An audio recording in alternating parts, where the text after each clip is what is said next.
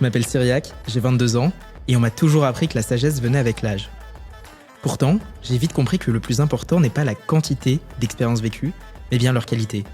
À chaque épisode, je reçois un jeune au parcours extraordinaire. Alors ils sont artistes, entrepreneurs, artisans, sportifs, engagés pour une cause, ou ont fait des choix de vie hors normes, mais ils ont tous un parcours atypique qui a forgé leur sagesse. Dans notre jeunesse, il y a une forme de renouveau, comme s'il y avait quelque chose dans l'air, dans l'eau, dans leur gène. Alors, que vous soyez en train de travailler, dans votre voiture, votre lit ou le métro, bienvenue. Vous écoutez le Gen Z. La place que j'occupe est enviable et enviée car elle est rare. J'ai choisi cette citation de Claire Chazal pour démarrer aujourd'hui cette émission, parce que vous allez le voir, au-delà de la petite ressemblance physique qu'elle a avec mon invité, elle est en voie d'être à 2024 ce que Claire Chazal était à 1989. Alors c'est un vrai couteau suisse, ou plutôt devrais-je dire une vraie trousse. Elle est cofondatrice du crayon, du surligneur, du pinceau. À seulement 22 ans, vous l'avez forcément déjà vu quelque part. À 4 ans, elle rêvait d'être astronaute. À 6 ans, elle rêvait d'être présidente. En bref, elle a toujours voulu atteindre des sommets, et c'est peut-être celui des médias qu'elle atteindra. Aujourd'hui, je reçois Sixtine Mouliberto. Bienvenue Sixtine. Merci, comment ça va ? Ça va et toi ? J'adore, je crois que c'est la meilleure présentation qu'on m'a jamais faite. Bah, écoute, je suis Puis ravi. Très bonne référence en plus, j'adore Claire Avec Chazal. on y reviendra. Je disais, t'es journaliste le lundi, entrepreneur le mardi, créatrice de contenu le mercredi. Dans cette vie, à quel moment on a le temps d'être une jeune de 22 ans ? On n'a pas le temps et on l'est pas. Et en fait, j'en suis pas du tout une aujourd'hui. J'ai plutôt l'impression d'être une daronne de 40 ans, sans enfant. Mais c'est un peu ça la vie. Mais je préfère ça, c'est-à-dire que j'ai une vie beaucoup plus excitante, une vie pro beaucoup plus excitante qu'une vie perso. Donc ça me dérange pas et c'est un choix. Je préfère renoncer à peut-être boire beaucoup avec mes amis, les gueules de bois, les échanges de 6 mois, des trucs qui sont sympas et qu'il faut sûrement faire dans une vie. Et j'y renonce, mais j'y renonce avec grand plaisir parce que le bonheur que c'est au quotidien de monter une boîte avec ton frère, des associés géniaux et de construire un vrai projet est 10 fois mieux. On va parler du crayon aujourd'hui, en tout cas du groupe Le Crayon. Il s'est passé beaucoup de choses. Je crois que ça vient d'une idée originale de mai 2019. Est-ce que tu peux en parler rapidement de l'histoire de ces 4 dernières années pour toi ? Alors c'est vrai que moi je suis passionnée de politique depuis toujours. On a une famille où on débat beaucoup. J'ai 2 grands frères à fort caractère, donc j'ai toujours dû m'imposer un petit peu, donc forcément m'adapter et mûrir plus vite. Et donc j'ai toujours été passionnée de politique et je me suis dit les seules personnes avec lesquelles je pouvais en parler au lycée, c'était mes profs.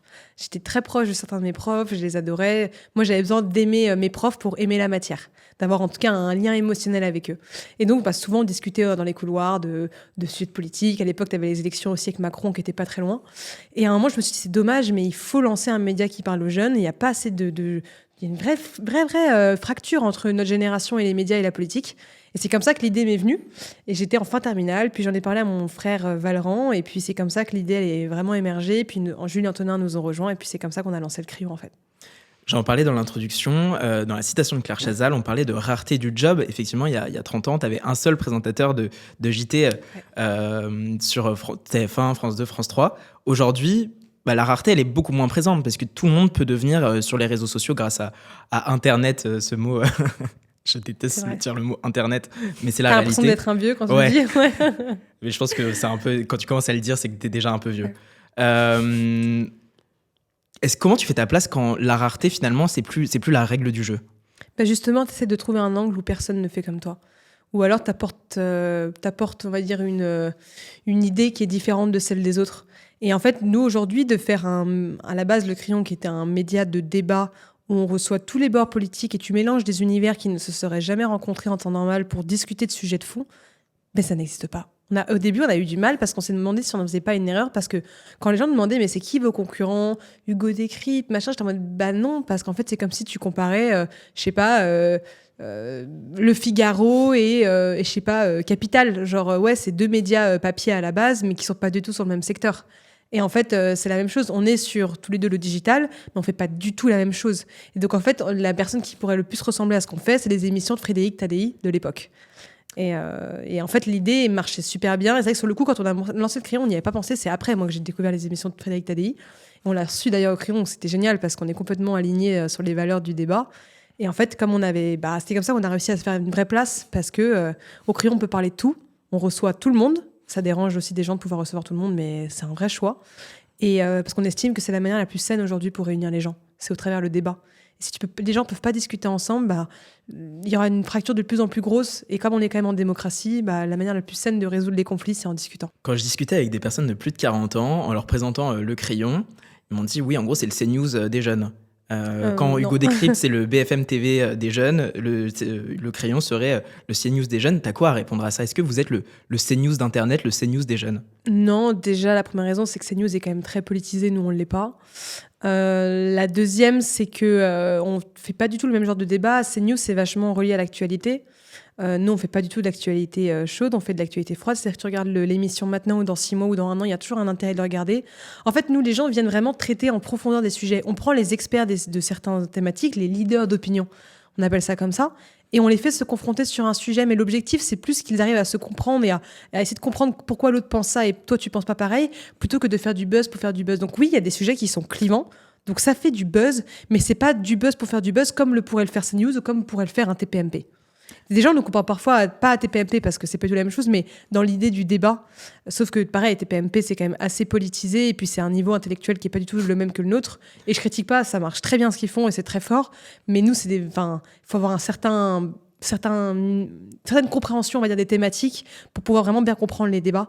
Parce que souvent, les sujets sont quand même assez techniques, c'est quand même des vrais sujets de fond, ce qui fait que c'est marrant parce que notre cible, c'est les 18-34 ans à la base, mais j'ai beaucoup de gens de 50, 60 ans qui regardent nos émissions et qui adorent parce qu'en fait, c'est tellement technique et intéressant les sujets que forcément, ça touche en fait une cible beaucoup plus large que celle qu'on voulait toucher à la base. Tu le disais quand tu as présenté le crayon, tu l'as cofondé à la base avec ton frère Valran. Ouais. Alors, est-ce que tu peux nous raconter l'histoire et ça fait quoi d'entreprendre en famille, sachant que, comme toutes les idées, quand tu entreprends, tu te dis jamais demain, alors tu as l'espoir, mais tu te dis pas ça devient un truc gigantesque, tu le fais parce que tu as envie de le faire avec une personne, que tu le fais avec quelqu'un de proximité, et puis derrière, surtout, tu as commencé à 17 ans, je crois, le crayon. À l'époque, ouais. Comment ça s'est fait et comment c'est quoi de bosser au quotidien avec son frère alors que vous avez tous les deux il a 25 ans, 26 ans 26 ans. Comment ça marche au quotidien? Alors, c'est la meilleure chose qui aurait pu m'arriver. À tous les deux d'ailleurs. En fait, on est extrêmement proches à la base. On est un peu comme des jumeaux avec 4 ans d'écart. Mais c'est quelqu'un d'extrêmement brillant, mon frère. Il est extrêmement brillant et aussi il écoute beaucoup les gens.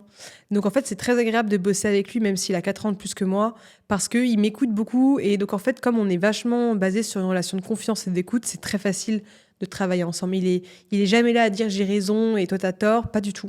Et donc c'est facile de bosser ensemble et surtout nous on est vraiment une famille, on est très proches. Les vraies valeurs de la famille, nous on les a vraiment chez nous, de collectif, d'entraide, de confiance. Et donc ça fait que on a vachement inculqué aujourd'hui notre boîte, les valeurs de notre boîte et notre fonctionnement de boîte même au sein de toute l'entreprise, même auprès de nos employés, c'est vraiment ce côté collectif d'équipe de foot, de meute de loup, tu vois. Et ça c'est parce que c'est bien à la base de notre relation avec Valran en fait. Naturellement on a un peu diffusé notre manière d'être un peu avec tout le monde. Chacun reste avec leur personnalité, mais nos valeurs sont extrêmement importantes pour nous. Et comment ça s'est passé? En fait, tout simplement, Valran entreprenait déjà avant, mais plutôt dans l'événementiel. Donc, c'était des projets qu'il avait, tu vois, un peu sur le côté, avec ses études à côté. Donc, lui, il avait déjà cette fibre entrepreneuriale. Valran, il n'aurait jamais pu être un salarié. Valran, il a le genre de personnalité où c'est un peu un génie fou. Il peut pas être dans une boîte salariée. Il n'arriverait pas forcément pile à l'heure le matin. Il aurait des idées tout le temps de dingue. Il aurait une idée pour révolutionner la boîte et en fait personne n'écouterait parce que dans une grosse boîte t'es beaucoup trop instit. Enfin, Valran, il pourrait pas travailler de salarié. Toi, t'aurais pu? Moi, j'aurais pu et je pensais le faire. Je préfère largement être là où je suis, mais j'aurais pu être salarié. J'aurais pu accepter d'écouter quelqu'un. En fait, je peux être salarié si la personne qui me donne, pas des ordres, mais me donne des tâches à faire, je l'admire. J'aurais du mal à travailler pour quelqu'un que j'admire pas. Ça aurait été un autre sujet, mais j'aurais pu l'être. Aujourd'hui, avec le recul, thanks God que je l'ai pas fait. Mais à la base, j'aurais jamais été entrepreneuse. Moi, je pensais faire des études et tu vois, gravir les échelons comme tout le monde, mais en fait, ça s'est un peu décidé autrement. Et en fait, j'en ai parlé avec Valran. Moi, à la base, je voulais absolument faire un média pour les jeunes, réunissant tous les bords politiques, afin que les jeunes puissent mieux s'intéresser à ça et réconcilier vraiment notre génération avec les médias et la politique. Valran, il voulait faire un média de débat. Valran est passionné par le débat, il adore regarder des émissions sur YouTube à la base de débats entre des trucs marrants à l'américaine et tout. Et c'est comme ça qu'on a jumelé un peu les deux idées, en fait. Donc, j'aimerais revenir sur le terme des valeurs d'entreprise dont tu as parlé à l'instant et même le terme général du management. On le disait, donc le crayon, c'est pas que le crayon, on dit ça pour simplifier, mais donc c'est le crayon, le surligneur, le pinceau, récemment les pépites de France. À 22 ans, comment tu t'en sors pour manager une équipe avec des personnes qui sont soit plus expérimentées que toi, soit plus âgées, soit qui ont des compétences que tu n'as pas parce que Enfin, c'est le principe de recruter des gens. On ne peut pas avoir toutes les compétences, c'est le principe de l'entrepreneuriat. Est-ce que c'est pas difficile? Et qu'est-ce que tu as appris finalement de cette expérience? Qu'est-ce qui en ressort? Non, c'est pas du tout difficile parce qu'en fait, j'ai le terrain qui parle pour moi. En fait, dans le sens, j'ai pas besoin de dire que je suis forte, ce que j'ai fait le montre pour moi. Et en fait, j'ai travaillé plus que la majorité des gens de mon âge. J'ai plus appris que la majorité des gens de mon âge parce que j'ai juste pas eu le choix. En plus, comme je produis du contenu sur les réseaux sociaux, j'ai pas le choix de constamment apprendre des choses pour pouvoir aussi les vulgariser après à ma sauce et constamment avoir des choses intéressantes à dire. Donc non, là-dessus, en plus, quand les gens, tu les embauches, c'est ta boîte, ils vont jamais remettre en question ce que tu es, ce que tu fais. Au contraire, il y a plus cette « waouh, c'est dingue que tu aies cet âge-là par rapport à ce que tu fais et ce que tu es, on n'aurait jamais cru ». Plus que de « ah ouais, elle est plus jeune que moi », non. Et puis surtout, on a vachement une vraie culture de, en fait, un peu d'Mbappé de « moi, tu me parles pas d'âge ». Et c'est très vrai. Et aujourd'hui, maintenant, je suis plus la plus jeune de la boîte, mais pendant longtemps, je suis la plus jeune de la boîte, ouais. Mais non, c'était pas dérangeant. Et au contraire, nous, on a vachement cette culture d'embaucher des gens qui sont profondément meilleurs que nous sur des domaines où nous, on l'est pas. Pour moi, chacun a sa zone d'expertise et je préfère devenir le numéro 1 de ma zone que de devenir un peu bon un peu partout en palliant à mes défauts. Donc en fait, les domaines que je ne sais pas faire, je compte pas apprendre à les faire tout de suite. Peut-être plus tard quand j'aurai du temps, mais non. Moi, j'ai mes domaines de prédilection et je les ponce chaque jour pour devenir encore meilleur. Et les autres domaines que je sais pas faire, j'embauche des gens ou j'ai mes associés pour les faire parce que je sais qu'ils vont être bien meilleurs que moi. En intro, tu m'as dit je préfère vivre mon expérience maintenant parce que je pourrais pas la revivre demain.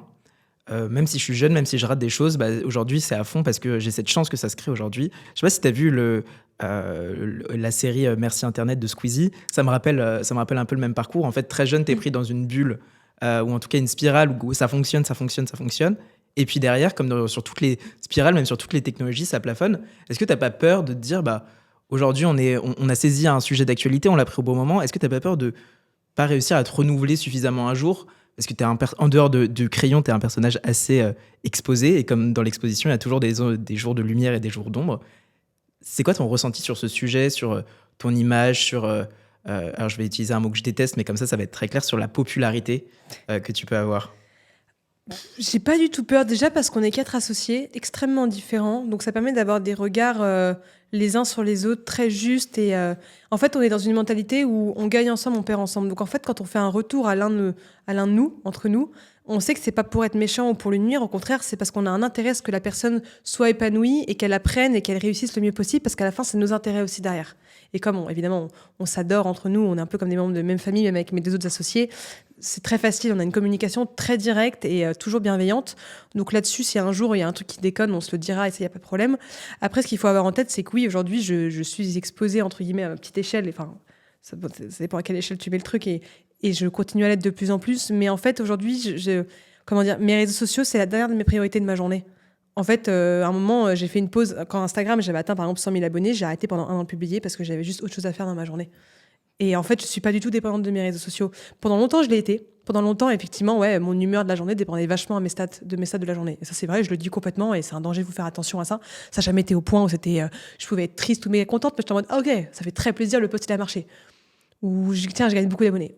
Aujourd'hui, c'est comme si j'allais acheter du pain, tu vois. C'est devenu en fait quelque chose de normal. Dans ma tête, je réalise pas du tout que j'ai autant d'abonnés. Je le réalise quand les gens me reconnaissent, quand les gens viennent me voir, etc. Mais moi, dans ma tête, c'est tellement devenu normal maintenant, parce que ça fait longtemps, que je le vois plus comme un truc waouh. Mais ce qui du coup est très bien, parce que ça me fait vachement garder les pieds sur terre. Et puis de toute façon, ma boîte et le projet qu'on a sera toujours 10 fois plus important que mes réseaux sociaux. C'est extrêmement lié, évidemment. C'est une stratégie qui était bien prévue à la base. Mais ça ne remplacera jamais ce que je construis avec mes associés et le projet qu'on a derrière. Revenons sur ta boîte, vous êtes en train de créer le futur du média, le futur du journalisme. En tout cas, vous aspirez à le faire, ou en tout cas à innover dans ce domaine. Tu l'imagines comment le métier de journaliste dans 10 ans et le secteur des médias dans 10 ans? Je pense que la télé en tant que telle disparaîtra. C'est-à-dire le format, vraiment, tu regardes derrière une télévision, quelque chose, ça va disparaître. Je pense que dans 10 ans, ça n'existera plus. Je pense que les médias digitaux vont devenir même encore plus importants à long terme que les médias traditionnels. Parce que c'est le futur, c'est l'avenir, avec en plus l'IA, toutes les nouvelles technologies qui se développent, tous les nouveaux réseaux sociaux qui arrivent et tout. Bon, ça, même si certains, je n'y crois pas du tout. Mais donc ça va, pour moi, ça va être vache. En fait, tout le monde peut devenir journaliste aujourd'hui, mais pas tout le monde va réussir à vraiment l'être. C'est-à-dire que n'importe qui aujourd'hui peut prendre un micro et lancer sa chaîne YouTube, son compte Insta, ce que tu veux. mais il n'y a pas tout le monde qui va percer non plus là-dedans. Et en fait, le journalisme, je le vois tel qu'il est aujourd'hui, juste mis en forme par rapport au code des réseaux sociaux. Il n'y aura pas tellement de différence là-dessus. Les médias auront toujours autant de pouvoir. N'importe qui pourra devenir journaliste, mais après, ça reste quand même une idée de conception de format que tu veux faire et un peu d'idéation de la manière dont tu vois les choses. Mais ça va pas disparaître non plus. Faut pas se leurrer là-dessus. La radio va surtout se transformer beaucoup en format podcast. La télé va se transformer en fait en live sur YouTube, ou en tout cas des retranscriptions sur YouTube. Ça va être juste différent. Mais ça va pas être différent dans la manière. Ça va pas être différent sur le fond, ça va être différent sur la forme. Là, on est du côté des médias, du journaliste. Côté public, alors les jeunes, je ne sais pas si ce sont des effets d'époque ou des effets de génération, mais aujourd'hui, on se dit que les médias, ou en tout cas, c'est les jeunes qui transforment l'avenir de chaque secteur. Est-ce que tu penses que les jeunes, ils ont encore un intérêt pour alors je vais dire le mot info, même si vous ne faites pas de l'actualité chaude, pour l'information au sens large? Est-ce que on a beaucoup parlé d'ailleurs ici, TikTok, est-ce que TikTok c'est pas trop abrutissant? En fait, ça enlève le goût de s'intéresser à des choses. Est-ce que tu penses vraiment que dans 10 ans, les gens auront encore le goût de s'informer et pas seulement le goût du buzz, de la popularité C'est compliqué. Moi, j'ai beaucoup de mal avec TikTok. C'est nécessaire. C'est nécessaire d'être dessus. C'est pas essentiel, mais c'est nécessaire. Parce que c'est un très gros réseau social, mais j'ai beaucoup de mal parce que effectivement le contenu est hyper abrutissant.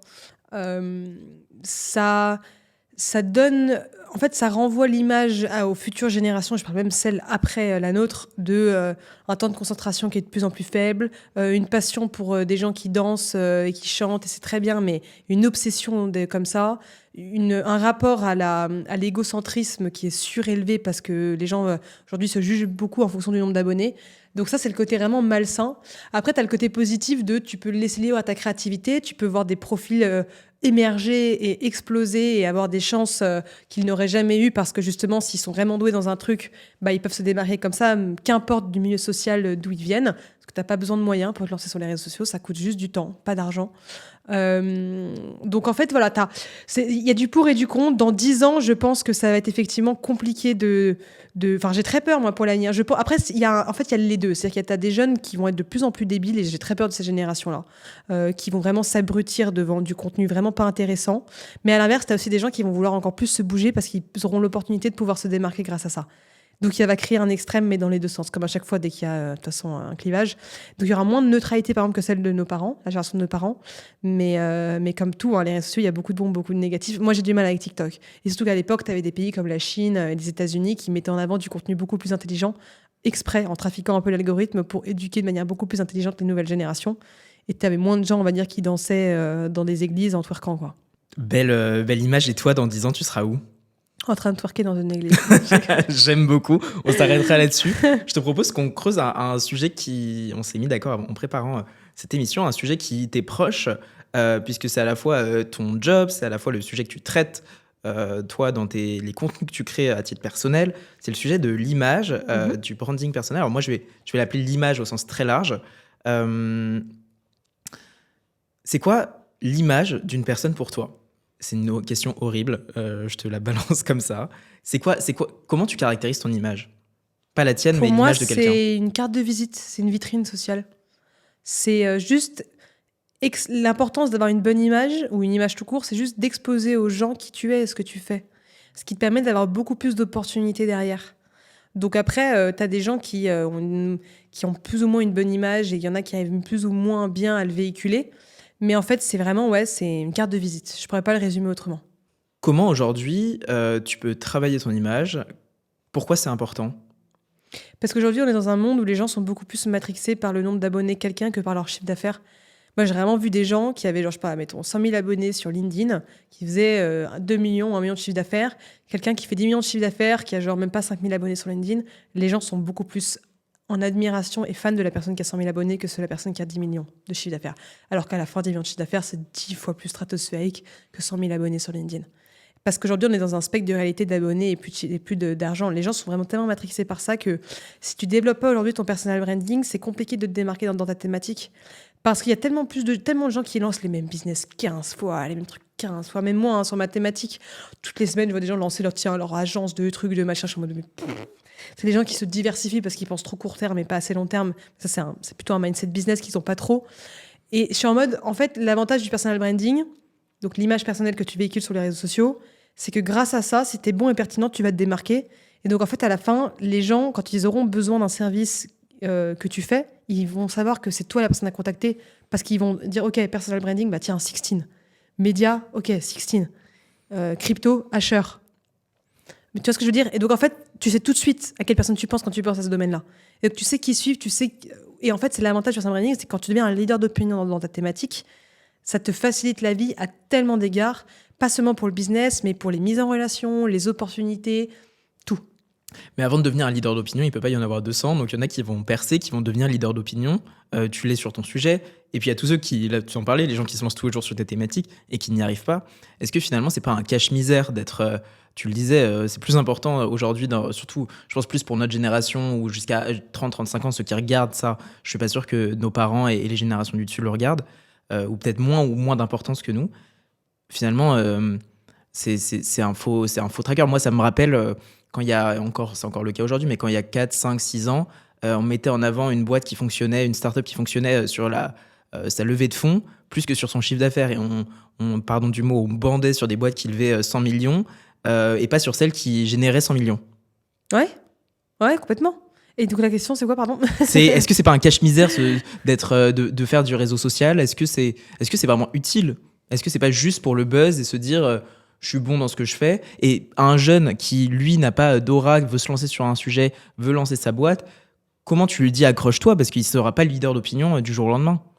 Alors, ça vaut vraiment le coup encore aujourd'hui parce qu'il n'y a pas encore assez de gens présents dans les différentes thématiques pour que vraiment ça devienne inutile de le faire. Là, on n'est qu'au début de ça.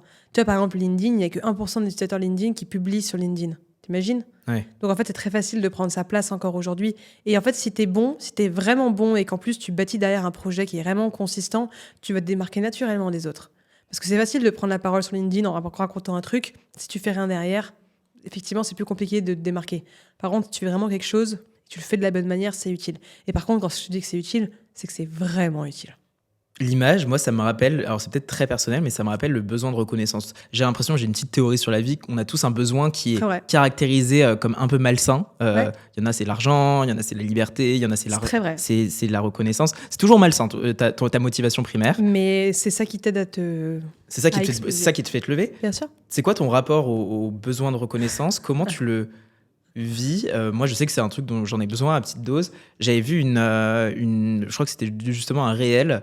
je pense que c'était Taylor Swift qui disait moi je m'en fous de l'argent, le seul truc qui me bouge et qui me fait vibrer, c'est de voir des gens qui m'applaudissent, et le jour où les gens m'applaudissent pas, même si mes singles se vendent, je suis en dépression. Il a été très élevé. Et ça, je suis très honnête là-dessus. Franchement, j'ai aucun problème d'en parler. Il a été très élevé parce que j'ai beaucoup manqué de reconnaissance plus jeune. Quand j'étais au collège, j'ai eu beaucoup de mal parce que j'étais vachement en surpoids. Lié à la séparation de mes parents. J'avais pris pas mal de poids, enfin pas vraiment, mais genre c'était plus en mode j'étais très très ronde et les gens étaient très méchants avec moi alors que j'avais rien fait. Tu vois, juste t'es juste en surpoids, t'as juste rien fait, mais les gens pour se défouler, pour ce que tu veux, t'es pas gentil. Vraiment, et aujourd'hui ça paraît rien quand tu racontes comme ça. Quand tu le vis à ces âges-là et que tu te construis, les gens sont quand même très méchants parce qu'ils ne se rendent pas compte. Eux-mêmes ne sont pas bien dans leur peau, donc ils préfèrent t'attaquer toi pour éviter qu'eux se fassent attaquer. Enfin, le truc à l'école qu'on connaît tous. Ouais. Et moi, c'est un truc qui a été très dur parce que les gens, du coup, je manquais de reconnaissance alors que j'avais vraiment rien fait. Vraiment, j'étais la pauvre victime là-dessus, à ce niveau-là. Et je ne comprenais pas pourquoi les gens étaient méchants avec moi là-dessus. Donc c'est vrai que quand j'ai commencé à bâtir un projet et qu'au début, les gens qui avaient été ces gens-là méchants avec moi plus jeunes ont commencé à venir me lécher les pieds après par message, je t'avoue que ça faisait vraiment plaisir. C'était un drive qui a été très fort au début. Ce besoin de reconnaissance a été très, très gros. Et en fait, aujourd'hui, beaucoup moins. Aujourd'hui, c'est plus... je veux continuer plutôt moi-même à apporter aux gens ce que j'aurais aimé qu'on m'apporte quand je me lançais. Et oui, j'ai bien sûr pas un besoin de reconnaissance, mais quand j'ai un Pierre-Édouard Sterrin, ou si j'ai un Xavier Niel, ou si j'ai des beaux profils qui me disent « Ok, là, c'est incroyable ce que tu fais, bravo », bah oui, là, effectivement, ça me fait très plaisir. Et je suis en mode « Ok, ça fait plaisir, ça te motive ». Mais j'ai plus besoin de reconnaissance que j'avais avant. Mais je l'ai beaucoup eu. Je comprends, petite parenthèse, mais ça me fait penser, en fait, j'ai l'impression que ce besoin, tu sais, un peu malsain que j'expliquais à l'instant, c'est toujours un besoin de revanche sur la vie. Bien Et sûr. qu'une fois que tu as eu ta revanche, t'avances et t'as un autre besoin qui se crée, ou en tout cas une autre motivation. C'est un peu... T'as besoin, mais l'être humain a besoin Ouais. de ça pour avancer. Et d'ailleurs, moi, tous mes potes qui ont monté des grosses boîtes, que ce soit des Benoît Dubos, plein de profils comme ça, dès que j'en parle avec eux en privé, entre nous, vraiment, on se dit, on a tous notre drive.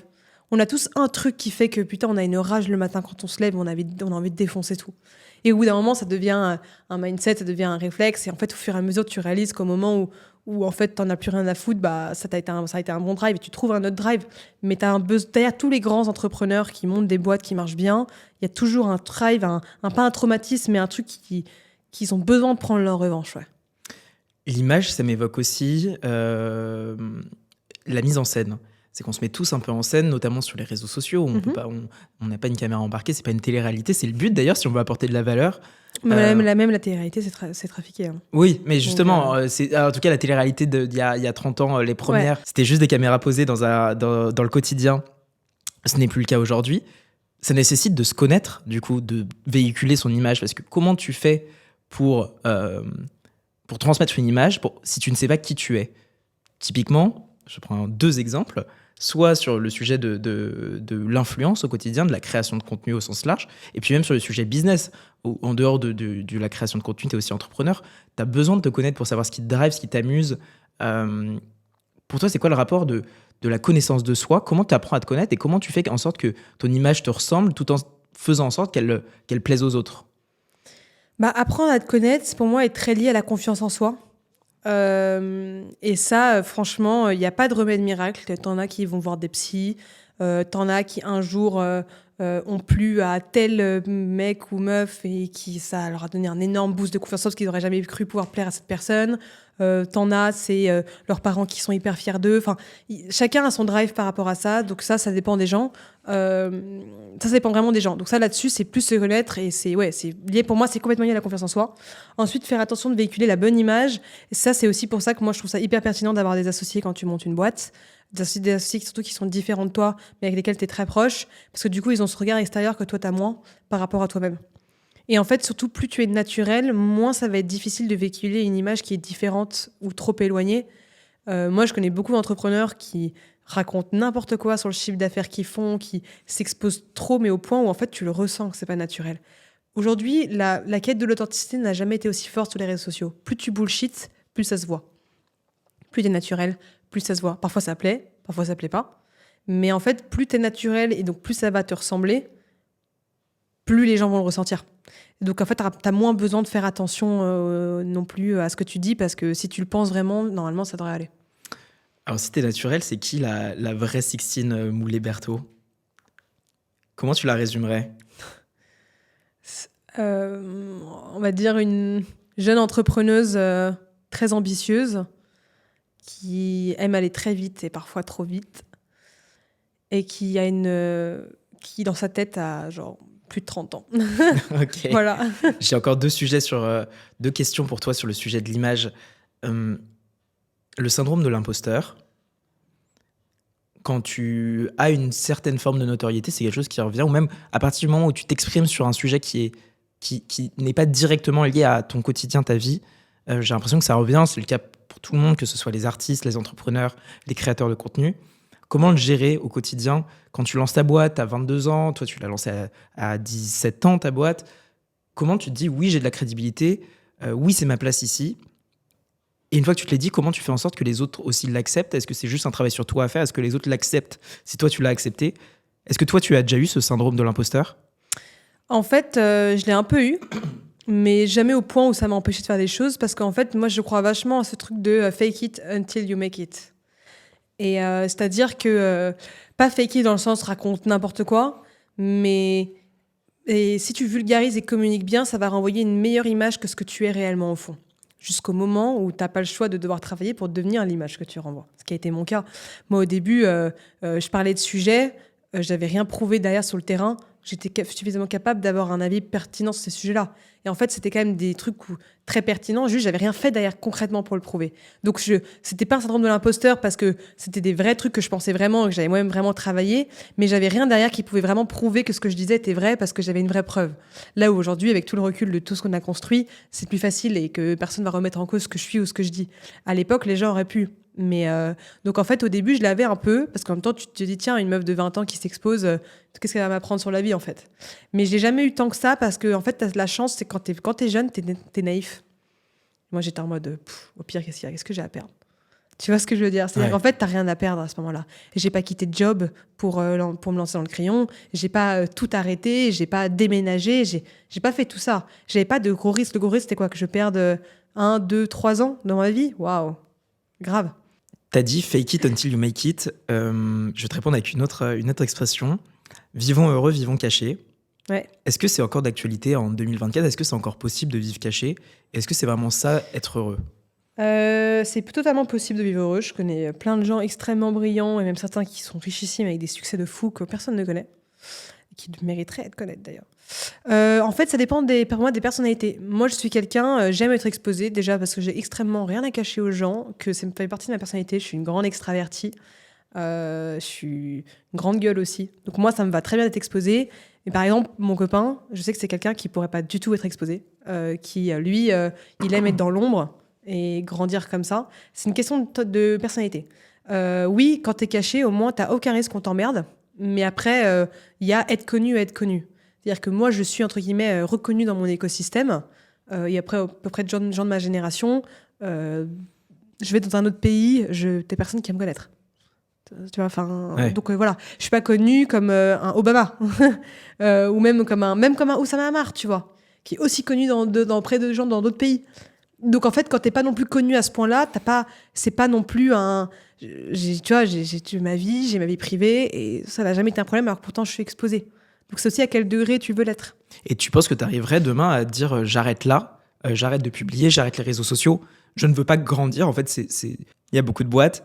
Je prends l'exemple des entrepreneurs qui se disent là on grandit trop vite, on s'arrête, on calme à l'échelle personnelle parce que finalement gérer son image c'est un peu comme gérer une entreprise. D'ailleurs c'est un métier maintenant de gérer son image. Est-ce que tu penses que demain, imaginons que demain tu prennes 1, 2, 3, 4, 10 millions d'abonnés, tu commences à faire du contenu en anglais, tu penses que tu arriverais à dire stop, c'est trop pour moi, j'arrête ?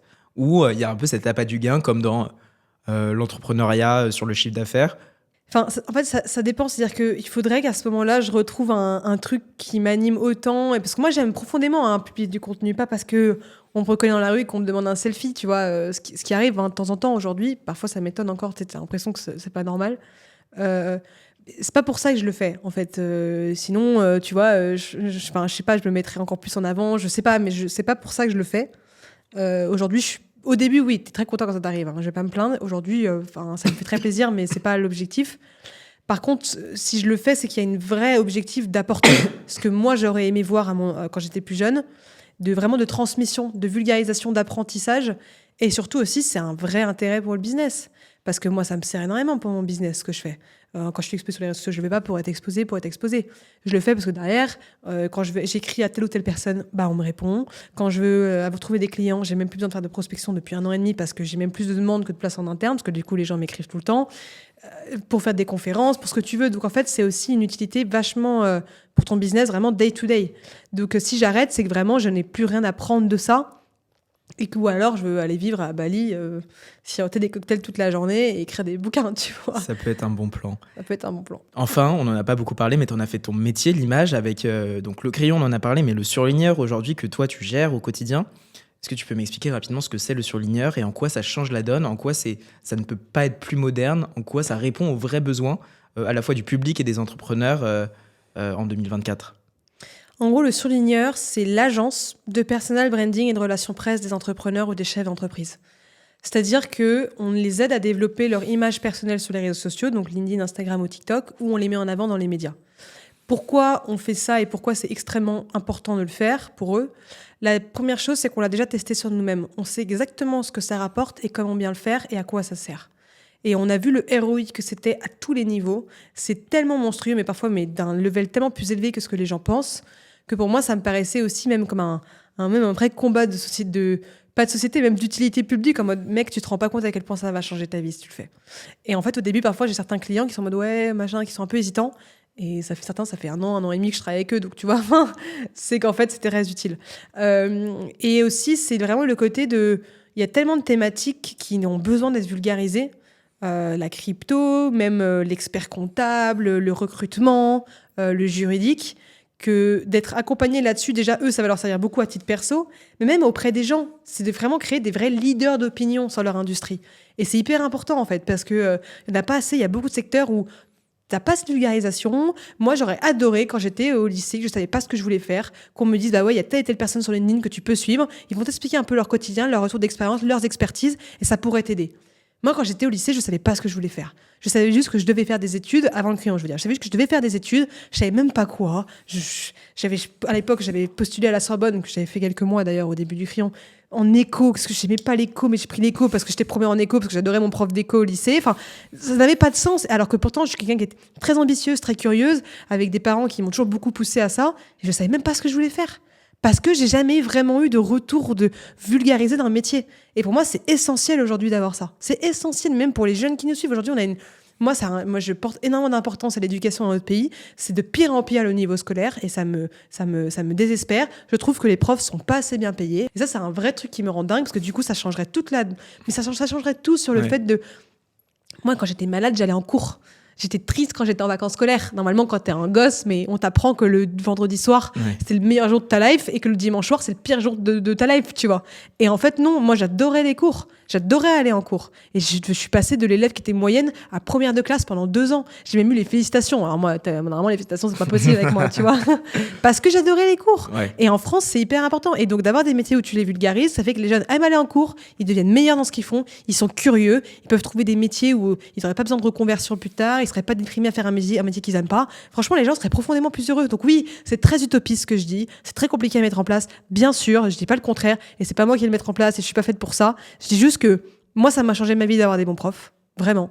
Et je sais l'importance que c'est à des années où tu te construis et tu te cherches, d'avoir justement des gens qui pourraient t'appuyer là-dessus. Pour toi, c'est ton rôle en tant que jeune. Est-ce que tu te sens finalement avec cette niaque que tu as? Alors, tu disais au début, elle vient de la reconnaissance. Est-ce que cette niaque aussi, aujourd'hui, c'est pas de faire avancer la société?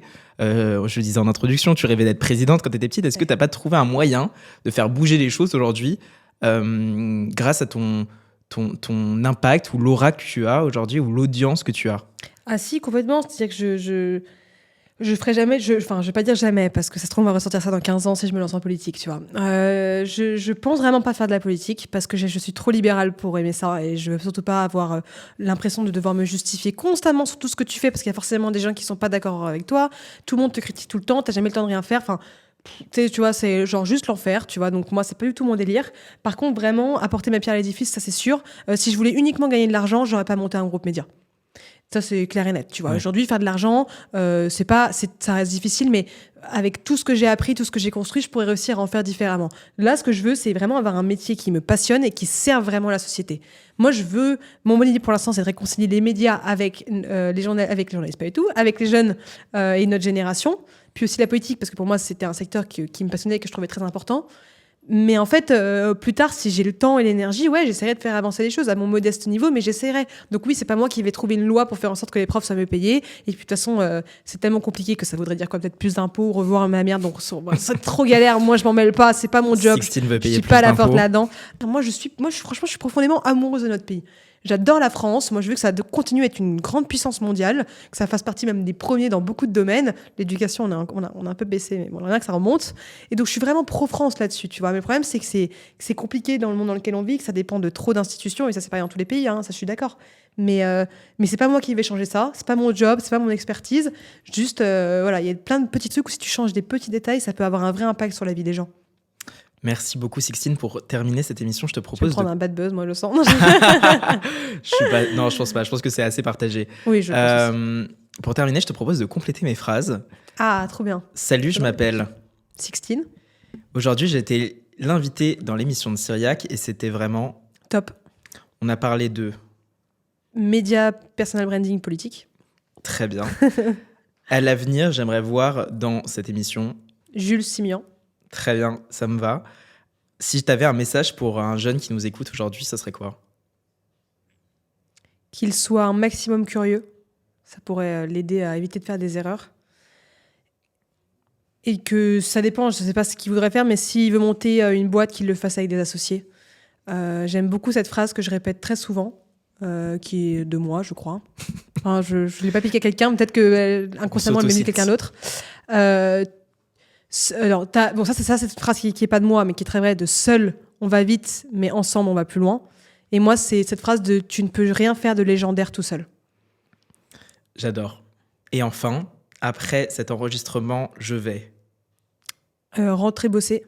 Parce que Parce que j'ai trop de taf en ce moment.